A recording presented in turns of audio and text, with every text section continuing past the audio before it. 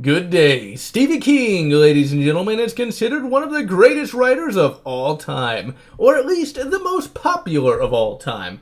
I personally never cared much for King, didn't really like his writing style or his stories. I remember reading one King book way back in the day where there was a trans-dimensional portal and some character converting an Uzi to full auto, but that's about all I remember. For years I just said King was an overrated hack. Then I finally broke down and picked up 11/22/63. And well, perhaps King isn't all that bad. The novel is named after the date of John F. Kennedy's assassination, and the novel deals with an attempt to stop it. The novel is told from the first-person perspective of Jake Epping. He is friends with the owner of a local diner. When said diner owner calls him up and asks him to meet him, Epping is initially suspicious but meets up with him anyway, only to find that the diner owner has aged considerably since the last time he saw him. As it would turn out, there is a random time tunnel in the back of the diner that takes you back to the 1950s.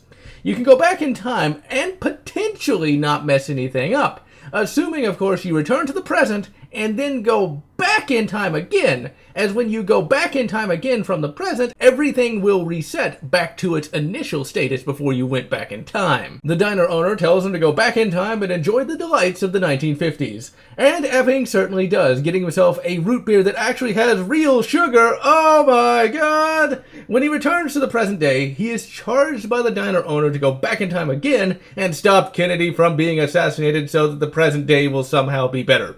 I'm not really sure if preventing Kennedy's assassination would have actually fixed anything, but I need not spoil the ending for you. Epping accepts this challenge and goes back in time, and the novel primarily chronicles the years that Epping lives in the past as he waits for the fateful day when he can save John F. Kennedy. It also seems that time is a vengeful figure and resents being changed, as when Epping tries to change any major events, time conspires against him by having his car break down or him getting a stomach virus. Throughout most of the book, the time travel plot actually takes a bit of a backseat and actually just shows Epping trying to live his life in the past. Hell, one of the most compelling parts of the book is when he helps a football player become an actor in a school play. That bit had me bloody floored, no joke. King really makes the character of Jake Epping come alive, and you can come to care about him as a person, and you become less focused on his mission to save Kennedy and more on just how he's living. The side characters are also very well written and compelling in their own rights, and the whole book kept me turning pages to see what was next. However, there is a minor issue with the book, and this gets into spoiler territory.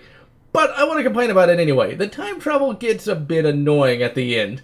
I feel that King kind of copped out and kind of rushed it. What you have is a book that has a great beginning and middle, and then the ending is just kind of a letdown. But that aside, King also did a great job of bringing the past alive, and did a good job of not idolizing the past nor demonizing it.